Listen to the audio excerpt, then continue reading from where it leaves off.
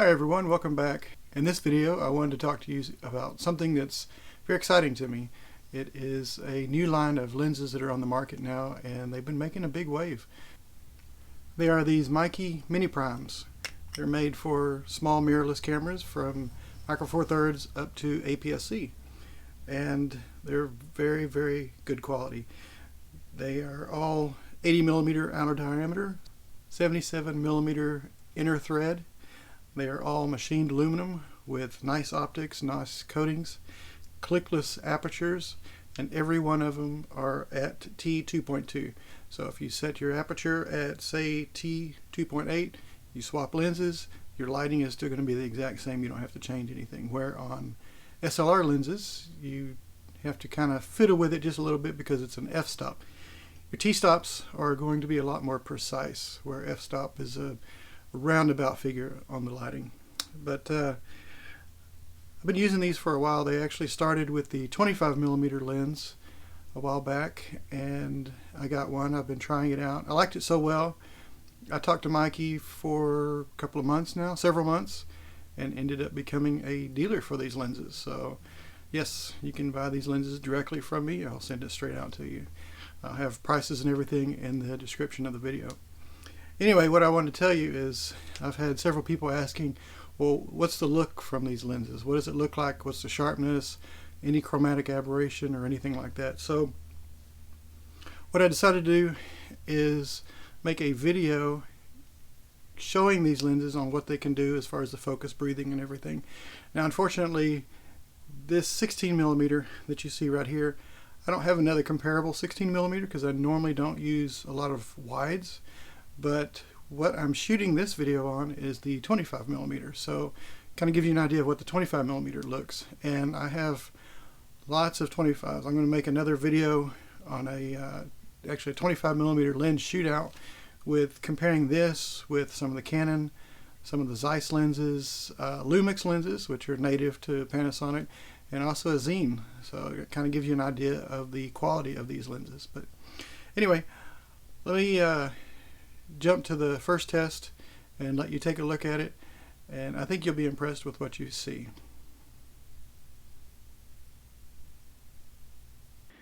All these stills for the focus chart I shot at stills mode on the camera on my GH5, so you're getting a full 20 megapixel sensor on there, so you're getting a high resolution photo on here, and then I put it on a 4K timeline. So anyway, this photo right here was taken at T2.2, so you can see how it resolves on the focus chart. If you notice on the left upright striped area, there is some chromatic aberration. There is also some in the middle and on the far left. I don't see much on the right, but there is on the left. Again, this is at T2.2. And this is in the very, very fine lines. If you look at the ones that are medium, on the right hand side of the focus chart, they look pretty good. You don't see all the purple in it like you do on the left side. Again, this isn't horrible. I've seen lenses that were way worse than this. So let's take a look at the next one. Again, this is at T2.2. Okay, this one is at T2.8 on the lens. As you can see, like I was telling you, the chromatic aberration, 95 to 98% of it is gone by the time you get to T2.8. Everything is sharpened up, nice and clear. You don't have any problems with it. Let's go on to the next one. Okay, this is at T4. And you can see everything getting clearer, sharper. This one is at T5.6. You can see still nice and clear. You're not getting any degradation on it. Usually as you go up in the f-stop or t-stop, sometimes you'll get to a limit of a lens. And finally, this is at T8, so you can see what it does. Okay, as you saw in the sharpness test, when you have these wide open at T2.2, there is a little bit of chromatic aberration. Not a huge amount, but there is some. As you stop down closer to 2.8 or at 2.8, it's about 95% gone, which is really, really nice. sharpness test, I think they're excellent. Actually, I've been using these with my Zeiss lenses, and they blend perfect. I mean, you would be very, very hard pressed to tell what is the Meike lens versus what is the Zeiss lens. So that would be if you're planning on using these with Zeiss, or you know, blending them with your current set, and you have a nice set, these will do it. If you have lenses that are very soft, you'll definitely notice a difference with these because they are so nice and clear versus something that's older. Say if you're using old Russian lenses like the Helios or the Jupiter, and then you want to throw one of these in the mix, you'll definitely see a difference. These would be sharper, where the others would be a softer look. Okay, now just to show some focus breathing, I went outside, set up some poles, and did some focusing near and far, and that way you can see how much the breathing is on these lenses. And it's pretty minimal. I would say it's very nice. It's not anything like SLR glass. So did a little bit of that, focusing from a tree to some bushes and stuff like that, and my cat was in the yard, and so I focused in on him and to let you see.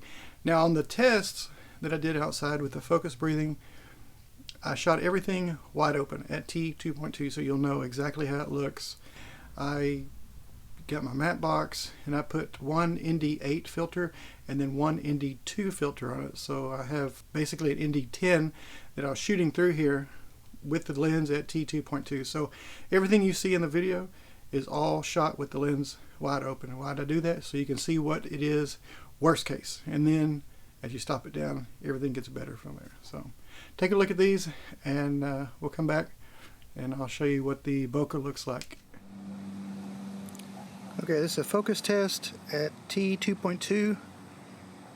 Right now I'm focused at the bench and bushes at the very back. And I'm going to go to the pole, or the two poles.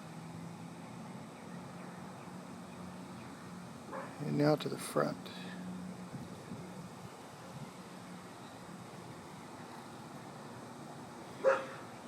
And that is going from close focus to infinity with the Meike 16mm T2.2.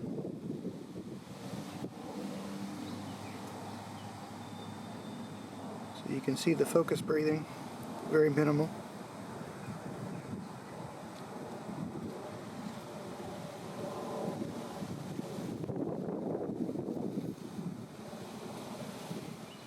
Okay, still at T2.2, focusing close on the tree, which is about 20 inches away to the background.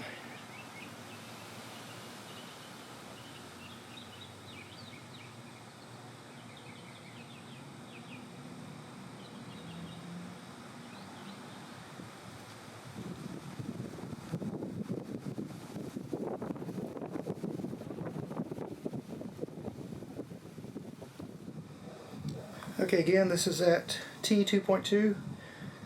The lens, the Meike 16mm wide open. Close focus on the XLR adapter for my GH5. I picked that because it's close and it's also high contrast. You have black with white letters to look for any chromatic aberrations. Now I'll focus to the back fence.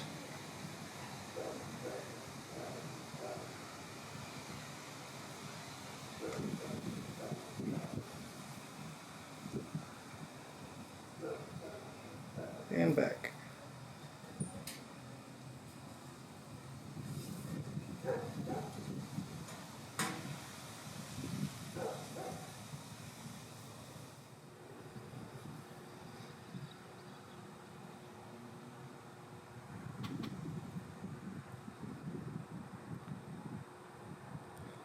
Again, this is wide open at T2.2.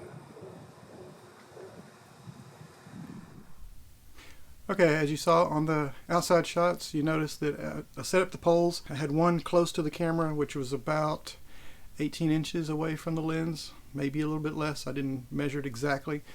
And then I'd focus from that all the way to the back wall, the wooden fence. And I set the two poles up about 4 feet away, 3.5, 4 feet away from the first pole. So that way you can kind of get an idea of if you experience a lot of focus breathing, the poles would move in and out and in and out, just like that, every time you focus near and far. And you notice that when I was focusing, the poles would just kind of fade. They would just get really soft and you'd see the back, and then as I'd focus back, they'd get really sharp. So you could tell it's very, very minimal on the focusing.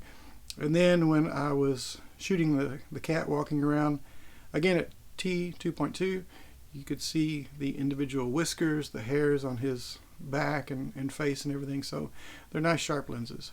All right, I'm going to show you a bokeh test with lights out, and I've got some colored lights and some clear lights hung up behind me, and I'll let you see focusing near and far, and that way you can see what it looks like. And because the aperture on these, they have 10 bladed curved apertures, your bokeh is always going to be perfectly round throughout the whole range. Yeah, take a look at this and we'll be right back. Okay, in this shot you can see the bokeh that I was telling you about. I have the colored lights hanging up and the white lights, sorry for the blinking, but they're LEDs on one string. Anyway, I focused onto the string so that way you can see the sharpness, and then I purposely went out of focus so that way you can see the bokeh and what it looks like when you focus out. Again, these are all at T2.2. Okay, as you see from the bokeh test, the lights, you can see the individual strings real nice and sharp, and you see the light sharp. And then when I focus away, it just turns into like this perfect orb that gets real big and nice and pretty. It's pretty smooth throughout the entire orb. You don't have a bright ring on the outside or a dark center in the middle. It's pretty consistent all the way across, which has a nice look to it. Again, for certain projects, they work perfect. These lenses, I would say, would be great for anything really. Narrative, documentaries, corporate events, commercials, music videos, anything like that. Now, these are all manual focus, so take that in consideration. If you do a lot of run and gun where you need an autofocus, it's probably not the best lens for you. But if you have time to actually focus everything near and far, these would be good for it. So I hope you enjoyed the test. I hope you like what you saw. If you have any questions or anything, be sure and leave it in the comments.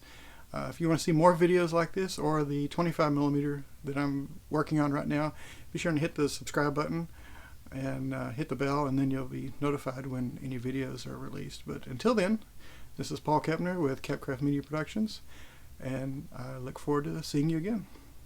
Thank you.